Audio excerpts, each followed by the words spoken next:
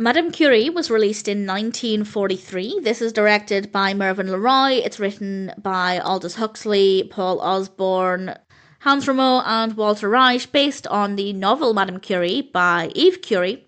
And Eve Curie is, in fact, the younger daughter of Madame Curie and Pierre Curie, which in itself is pretty interesting.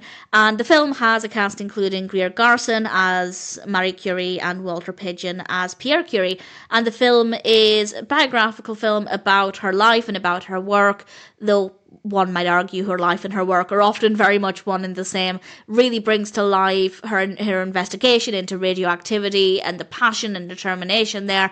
And I'm by no means an expert on Madame Curie, but I've read a decent amount. I have certainly never read the novel by Eve Curie. I might actually look into that. I've seen a few films. I have a decent amount of background information, and the presentation of the character here, her work, everything felt believable, realistic. Nothing seemed peculiar or unexpected.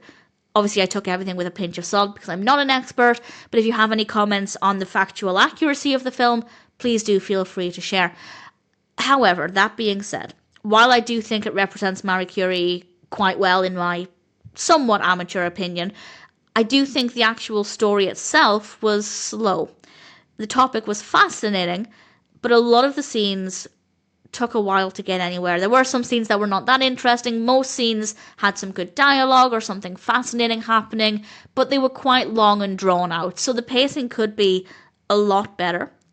It is quite a gentle film with not too many heightened emotions. Yes, I do think it was easy to feel the passion for her work and the determination there, but it's not as intense as some similar films are. So it could be an option if you're in the mood to learn about Madame Curie, but you're not looking for anything that's too intense or requiring a tremendous amount of concentration.